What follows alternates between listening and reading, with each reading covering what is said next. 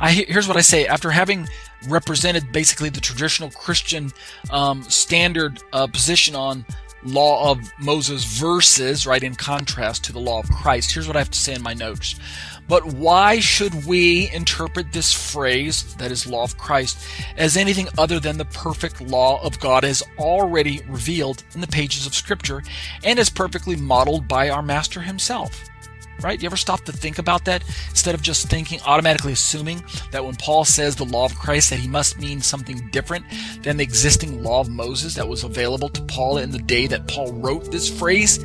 Right? Have you ever stopped to think that maybe Paul didn't mean something different from the law of Moses, but that he meant something that was related to the law of Moses, but there's something special and unique about using this phrase, nama unto Christu. Why did he even use that Greek phrase at all? Let's keep reading my commentary. I think that when we unnecessarily, we as believers, we as Gentile Christians and Jewish Christians, by the way, but particularly Gentile Christianity seems to be it seems to be the historical group that has more readily accepted the notion that we as believers are no longer no longer obligated to keep a law that is seemingly given to Jews only.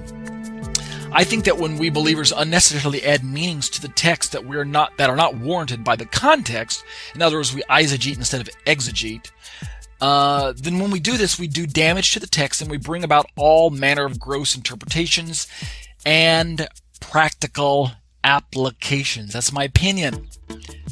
Notice, David H. Stern's translation of verse 2 reveals what I think to be the true meaning of this passage. Listen to David Stern's expanded translation, where he feels that he takes liberty sometimes and paraphrases what he thinks going on in the Greek. And I think that is warranted at times. Sometimes it's better to have a wooden word for word, what does the Greek say, and strip away all the paraphrasing so we can see what the Greek says, because sometimes paraphrasing obscures the meaning. But other times, the Greek is so sparse that we need a paraphrase to try to bring out, using the context, the essence of what Paul or whatever biblical writer might be trying to convey. And so I think David Stern does a good job this time. Listen to his rendering of this verse. This is Galatians 6 verse 3.